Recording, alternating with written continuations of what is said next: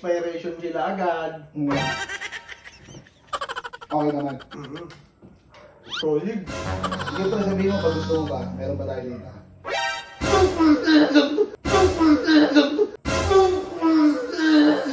Bakit ka? Mukha lang akong aso pero hindi ako aso. Ako pa lang ako. Kaya sa mga may aso, pedigree number 1. Di ba eh?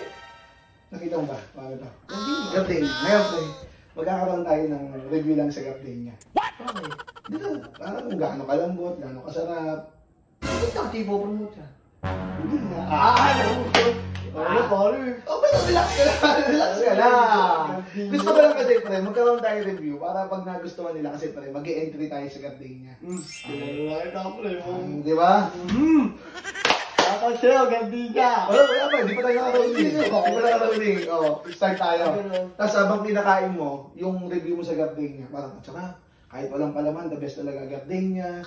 Pero bonus na pag may hindi pa lang sarap, etc. Gets? Kasi review lang, review, ha? Okay, ready? Okay. Review mo, ha? May palaman. Rolling 5, 4, 3, 2, 1, pang. Review lang. Honest, ha? Oo. Sarap? Malambot pa rin. Yun yung isa na binabayaran. Malambot. Hindi luma. Diba? Fresh. May expiration sila agad. Okay naman. Solid. Perfect pag may palaman, pre. Sana sa inyo, Gardenia. Sana, tama yung hula ako. Kunin nyo kami. Pantal pa ng buhay ito. Sarap, pre. Sarap. Sabihin mo, gusto mo ba? Meron ba tayo dito? Meron pa na. Meron.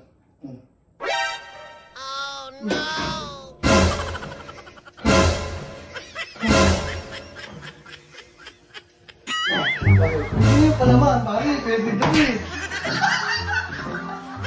Diwa mo ang aso, pare.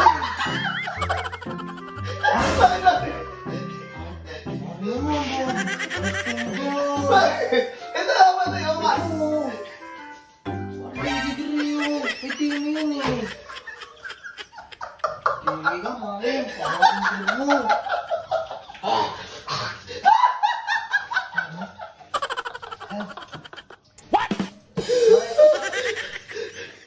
Pedigree number 1!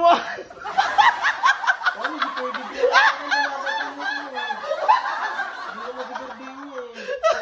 Pedigree! Ang tao na, pangaso pa!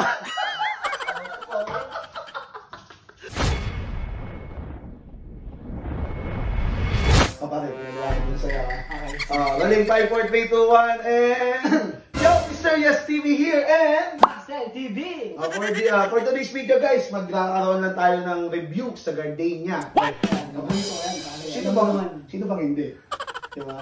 Eh ang akin lang, gusto natin ipagkalat sa buong mundo kung gaano kasarap ang Gardenia. At syempre, bakit honest review ha? Okay. Kung may hindi ka magustuhan, sabihin mo ito to.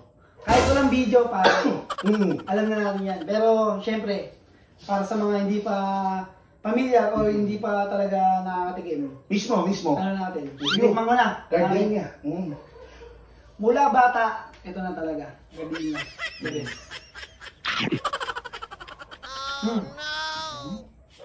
Saan pa naman ito? Medyo maalat-alat ah.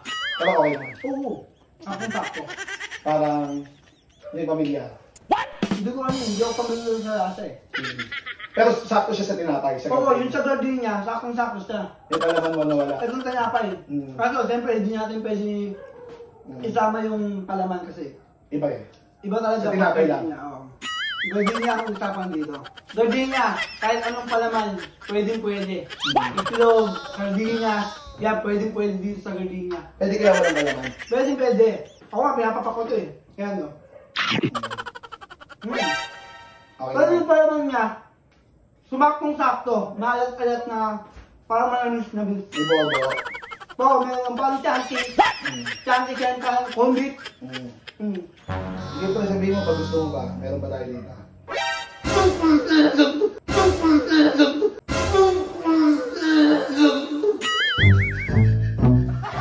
Bakit?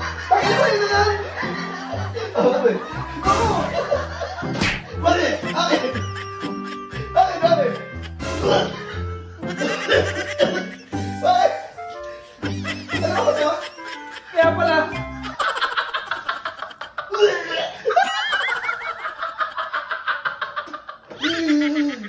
Pedigree number 1. Ayos na.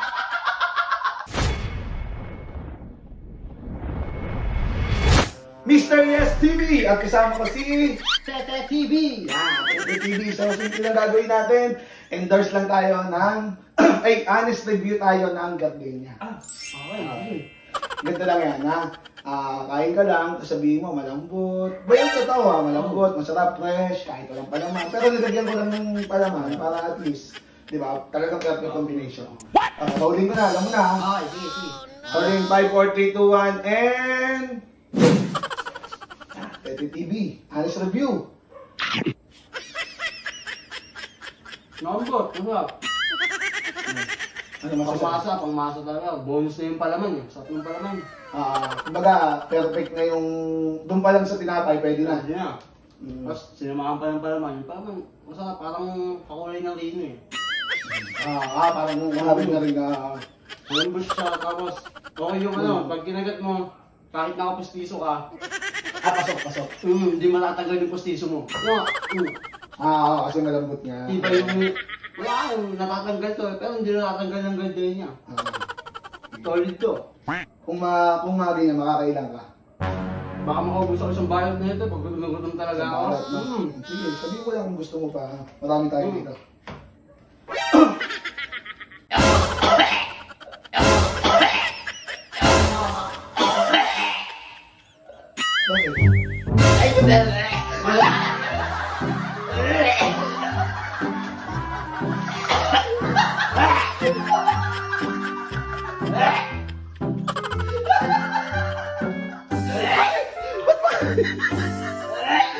Bakit ba? Ano ba problema? Bakit ka? Mukha lang akong aso, pero hindi ako aso.